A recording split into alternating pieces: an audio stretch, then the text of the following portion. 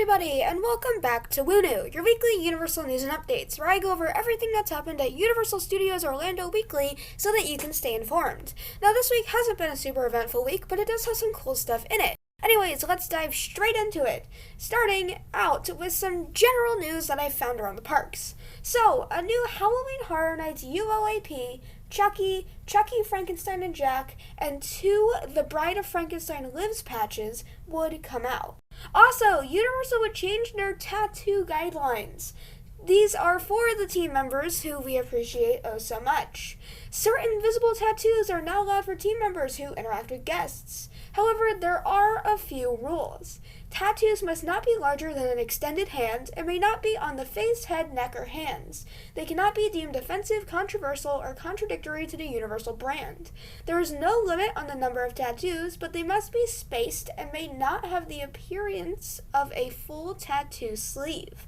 As before, team members may cover tattoos with a sleeve or makeup if they do not fit within these guidelines.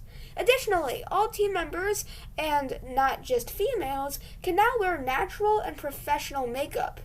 Also, all genders can now wear clear, neutral, or subtle colored nail polish. The spinning tunnel would not be on in the beginning of the Beetlejuice Halloween Horror Nights house. And the only reason I put this in general is, to be honest, I don't know the exact section of the park that Beetlejuice is in. I'm pretty sure it's in Kids Zone, but I didn't want to be falsely accused.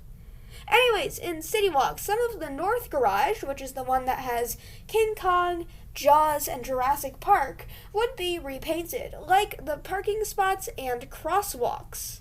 Also, the Legacy Store will receive a new Bride of Frankenstein wig.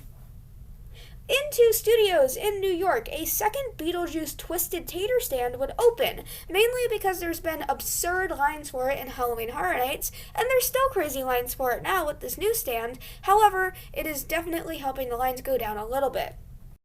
Also, as planned by the weekly magnet page, a Frankenstein Artisan Series magnet would become available in the Tribute Store.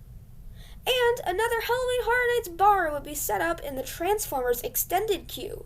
This includes hanging tinsel from the rafters, and it looks pretty cool. Also, at the Skill Games, people who buy a $60 or more Game Pass can now get a complimentary Jack plush. Over in Diagon Alley, new notebooks, letter sets, pens, pins, and wallets would become available.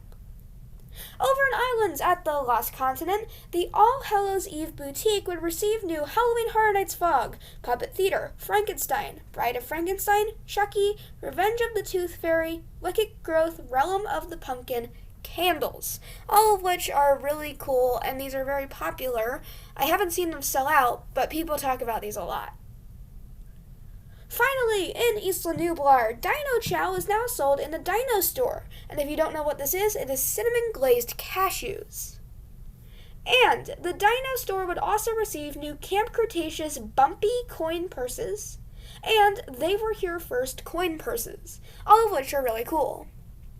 That's everything that I could find in Universal Studios Orlando this week. I know that it was a pretty short video and it hasn't had a ton of stuff, however it worked for me quite well because I've been quite busy this week. Anyways, thank you so much for watching. I hope you liked the video. If you have any suggestions on how I can make them better, please leave a comment. And with all of that said and done, this is Woonoo signing off.